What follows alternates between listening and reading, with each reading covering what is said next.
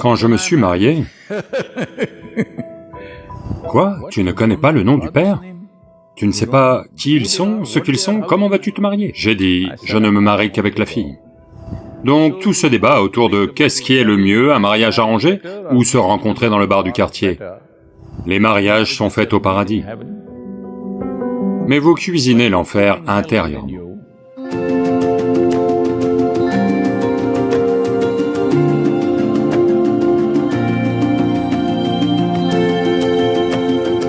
Namaskaram, Sadhguru. A Netflix show on the Indian way of matchmaking is trending and drawing criticism for the regressive ways of arranged marriage.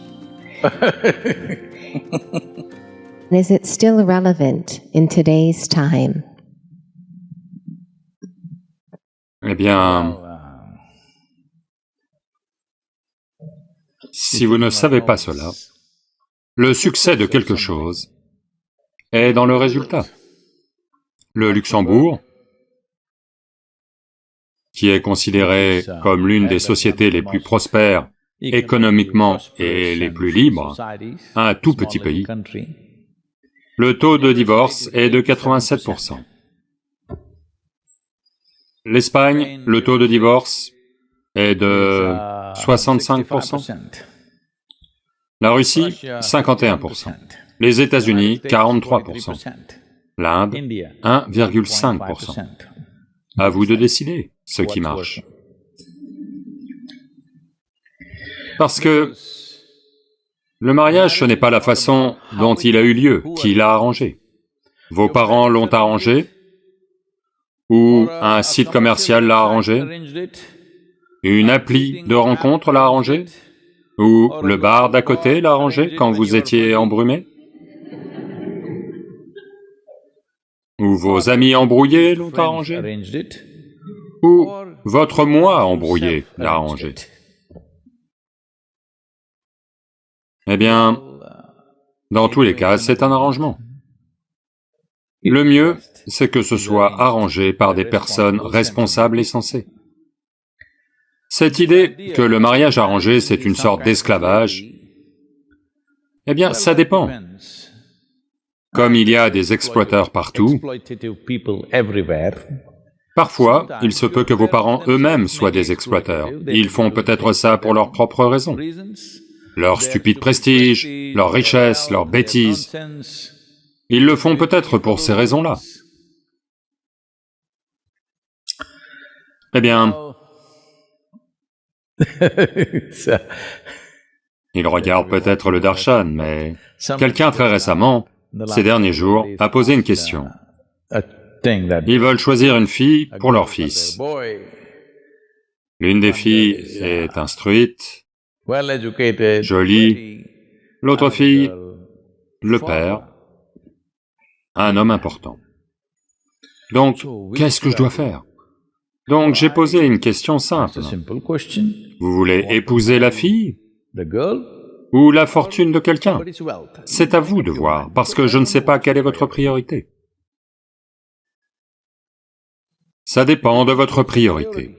Si votre priorité c'est que la richesse de quelqu'un, par un mariage, devienne la vôtre, et que c'est tout ce qui compte pour vous, bien, c'est votre choix. C'est le genre de vie que vous avez choisi. Quand je me suis marié, je ne connaissais pas son nom complet. Je ne connaissais pas le nom de son père. Je ne connaissais pas en Inde, je ne connaissais pas sa caste, ou quoi que ce soit. Quand je l'ai dit à mon père, il a dit, « Quoi? Tu ne connais pas le nom du père?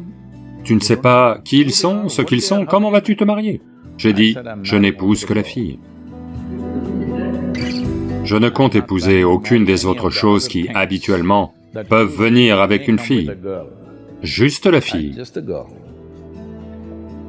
C'est tout.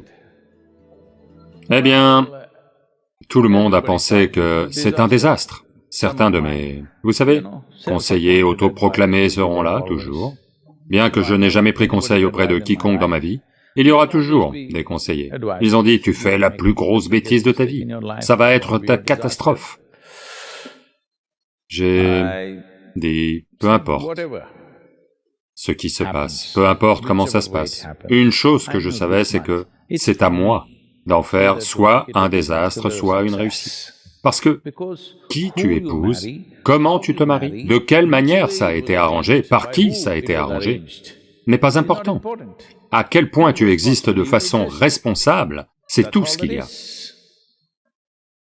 Donc, tout ce débat sur qu'est-ce qui est mieux, un mariage arrangé ou se rencontrer dans le bar du quartier, eh bien, je pense que quand vous n'êtes pas un peu embrumé, je pense que vos décisions sont un peu meilleures. Si un homme ou une femme de 18 ou 20 ans, un jeune homme ou une jeune femme veulent se marier, qui vont-ils épouser? Leurs contacts ne sont que là. Parmi ces 10 personnes qu'ils connaissent dans leur vie, tu épouses un gars ou une fille, dans les 3 mois, tu vas savoir. Mais dans la plupart des pays, il y a une loi. Au moins 2 ans, tu dois souffrir. C'est comme une peine de prison. Si tu fais une erreur, au moins 2 ans, tu dois souffrir. Ensuite seulement tu peux divorcer. La plupart des nations ont ça. Eh bien, de nombreuses religions ont fixé ça, que le divorce, c'est absolument mal, tu ne peux pas divorcer. Mais là où de telles religions sont pratiquées, c'est là que le taux de divorce est le plus élevé. Donc, les injonctions de Dieu ne sont pas capables d'arrêter les ruptures. La loi n'est pas capable d'arrêter les ruptures. Vous devez comprendre ceci. Quand les parents organisent, je vous pose une question basique. Croyez-vous, leur jugement n'est peut-être pas le meilleur, mais que les parents ont les meilleures intentions pour vous? Mais si vous avez mûri au-delà d'eux, ça c'est autre chose. Vous pouvez prendre vos propres décisions. Mais mariage arrangé est une mauvaise terminologie. Tous les mariages sont arrangés. Par qui est la seule question. Je pense que c'est mieux que ce soit arrangé par les gens qui se préoccupent le plus de votre bien-être, qui ont un plus grand champ de... Parce que tu ne peux pas trouver le meilleur homme ou la meilleure femme au monde, parce qu'on ne sait pas où ils sont. Avec les contacts limités qu'on a, quelle est la chose raisonnablement bonne qu'on peut mettre en place, c'est tout. Donc le fait même que les taux de divorce sont ce qu'ils sont, dans ces différentes sociétés dont j'ai parlé, eh bien, le taux de réussite est très clair. Quand les parents sont la base de votre organisation, c'est un peu mieux parce qu'ils vont penser un peu long terme. Tu aimes juste sa façon de s'habiller et tu veux te marier aujourd'hui. Eh bien, demain matin, tu vas réaliser que tu ne veux rien avoir à faire avec elle. Donc, comme quand tu as 18-20 ans, du fait de diverses compulsions ou de la pression sociale ou autre, tu peux prendre des décisions qui ne vont pas durer toute une vie. Ou parfois, tu accroches vraiment avec quelqu'un et ça peut marcher. Ça, c'est autre chose. Donc, les arrangements.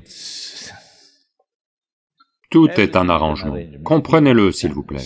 Vous pouvez penser tellement de choses. C'est arrangé par vos émotions, ou votre avidité, ou par vos proches. C'est arrangé par quelqu'un, n'est-ce pas?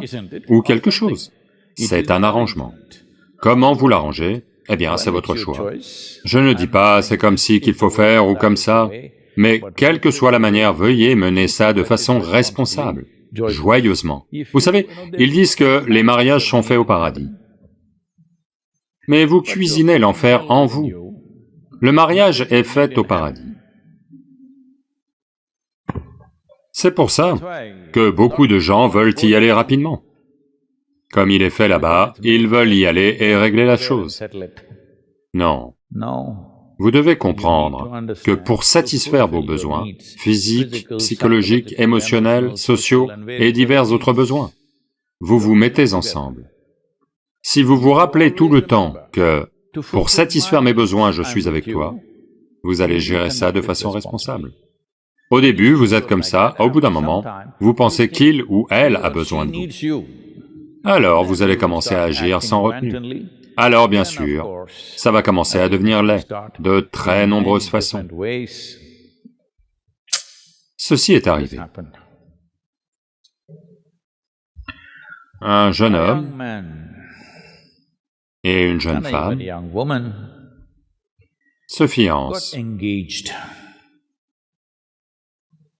Donc, une fois que pas comme ça, il doit y avoir une pierre.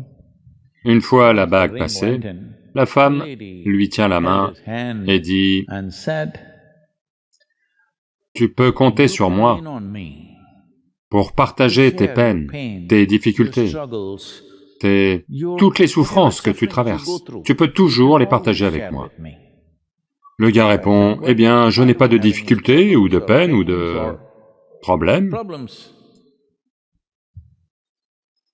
Alors elle dit, « Eh bien, on n'est pas encore mariés. »